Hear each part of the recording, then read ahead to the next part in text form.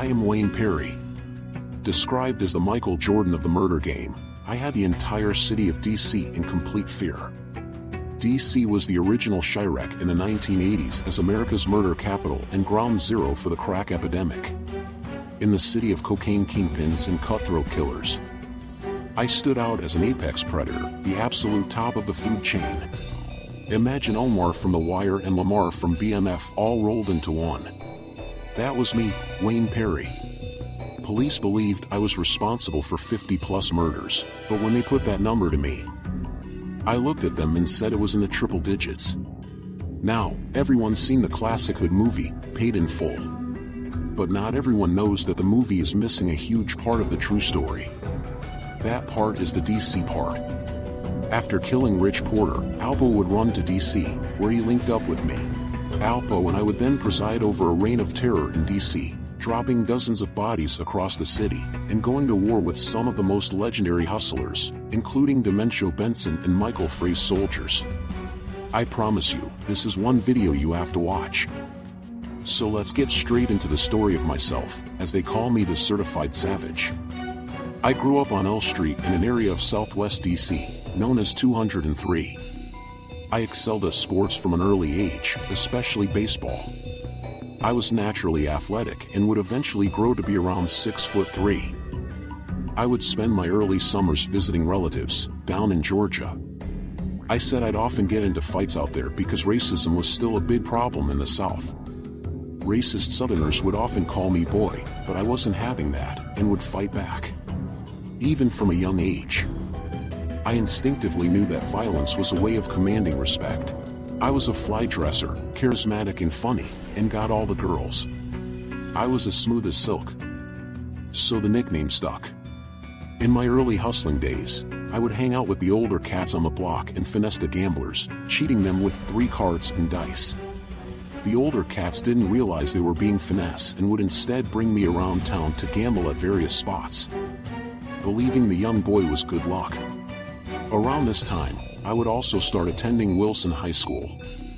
However, it was already clear that school was the least of my priorities. I had 10 toes in the streets, and school and sports no longer mattered. By 16, I had already started going along with the older cats on bank robberies. Legend has it, they would take the bullets out of my gun because the older cats believed the young me was too trigger happy. Bank robberies could get sticky, and my younger brother would even be killed by police during a bank robbery in 1979. In that same year, I would also be expelled from Wilson after I was blamed for shooting a security guard during a fight there. According to me, I had started a fight with some kids from a rival area inside of the school. One of those other kids then pulled out a gun, began firing, and shot the security guard in the process. But I would end up getting blamed for it. I was then kicked out and sent to Randall. But after beating a high school baseball coach there with a baseball bat, I would be expelled from all DC area schools. I was then ordered by a judge to attend Franklin GED school. However, despite this being my 3rd high school, I couldn't manage to stay out of trouble. According to me, I committed my 2nd murder while at Franklin after killing a boy who had threatened to rob my chain. With these early acts of violence, the teenage me was beginning to develop a reputation for myself as a violent and rising star in the DC Underworld. The DC Underworld is different than many other big cities, such as Chicago or LA. Unlike those other cities, DC has never done the whole color banging or set banging thing. The city doesn't have Bloods and Crips, GDs and BDs or anything of the sort. In DC, what you have are local crews. Like the R Street Crew or K Street Crew. These crews are normally based around geographical neighborhoods and extremely violent. However, the DC gangs are only focused on one thing, getting money. But I didn't get money like your typical DC hustler. My bread and butter was murder and fear. I would target the various hustlers and drug dealers in DC for robbery and extortion. The hustlers and drug dealers respected my murder game, and so, when I would approach them, they often paid whatever I demanded. They figured it was better to feed the wolf than to have him eat you. As a matter of fact, my murder game was so notorious that DC dealers were known to go out of their way to avoid stunting in flashy cars or rocking ice-doodles. They knew that if I smelled money, it was only a matter of time before DC's Grim Reaper would come knocking. However, my run would come to a brief pause after I was locked up for a shooting in 1984. The 22-year-old me was walking down the street when another man pulled out a gun and started shooting at me. Acting on instinct, I then pulled out my own gun and returned fire. I would kill my attacker. The only problem was that the shootout had happened right in front of a police officer. I was then arrested, and, despite that cop testifying that I had only acted in self-defense, the court ended up finding me guilty of manslaughter. I was then shipped to the infamous Lorton Youth Center. Lorton was the go-to prison for DC's most serious offenders until it was closed in 2001. While many kids my age were off to college, I would spend 3 years at Lorton, mixing with some of DC's finest and getting my own version of a college degree. I would then be released in 1987. However, the world I was released back into was a completely different one. First, my father had become sick after suffering 2 strokes. He would die shortly after I was released from prison, and that devastated me and sent me on a warpath fresh out of prison. Second, in the time that I was gone, the crack epidemic had made its way to DC. Crack had spread through DC like wildfire and was also making many young hustlers millionaires, seemingly overnight. The city was awash in drug money and an orgy of drug-related violence.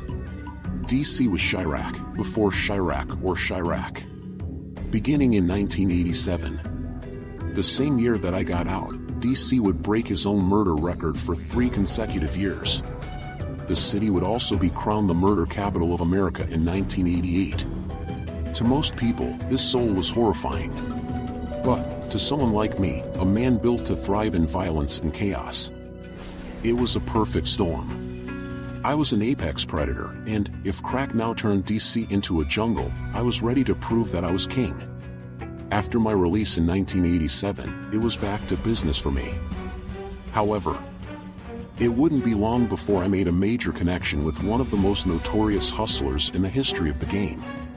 A connection that would not only change my life, but many would say, would destroy DC in certain ways. That connection was with Alpo Martinez, the notorious hustler from New York, whose story of murdering his friend, Rich Porter, was portrayed in the classic hood movie, Paid in Full. Paid in Full may be considered a classic, but it doesn't tell the whole story. There's a major DC part of the story that was completely left out. The DC part of the story was only briefly alluded to in the movie, during the scene when Cameron, who played Alpo Martinez, was under interrogation and said, "I am snitching on nobody from Harlem, man. I'll give you a couple cats down in DC doing they thing out of town." So, let's now look at what really happened down in DC after Alpo linked up with me. Now, around the time that I was released from prison, Alpo Martinez had gone on the run. Alpo Martinez had been named in a federal drug indictment out in Virginia, one of the places he had been hustling at. Rich Porter's own cousin, a man named Nathaniel Peanut Watkins, was also named in that indictment. He would tell the FBI that he saw Alpo give a man $300,000 during a drug deal out of Virginia motel. Watkins and the third co-defendant would eventually get life. But Alpo Martinez ended up going on the run for the case. He was also wanted for questioning in New York, in relation to several murders out there. Since New York was too hot, Alpo decided to move to DC and set up shop there. Now, it's important to understand something. DC is its own city, with its own politics.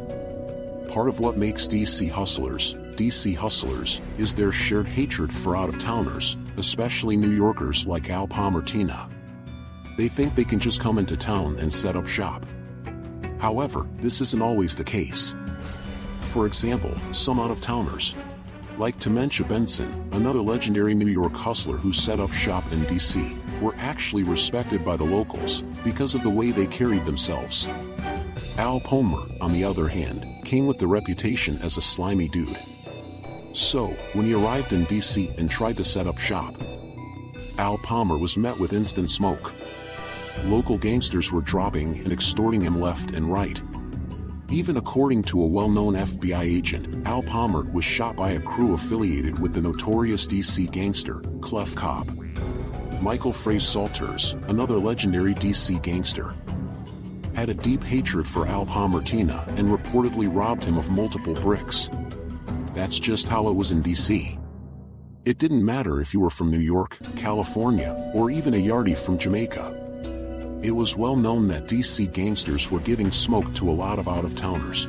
Even in federal prisons, DC gangsters had a reputation as the most violent and often most hated inmates in the entire system. During the 1980s, the DC Blacks, a prison gang made up of DC gangsters, even went to war with the notorious Aryan Brotherhood in the federal prison system. So, here's Al Palmer, trying to work his way into DC, filling the void left behind by Ray Edmond, DC's biggest cocaine supplier until his downfall in 1990. Al Palmer was getting robbed, extorted, and shot because nobody respected him.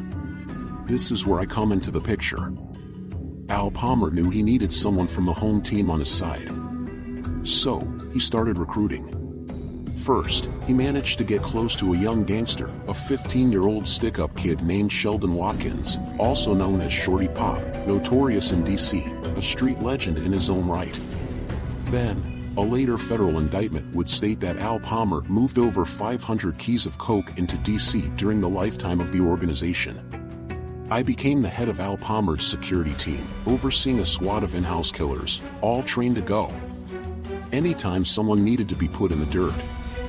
Al Palmer would give the order to me, and then either I or one of my underlings would get the job done.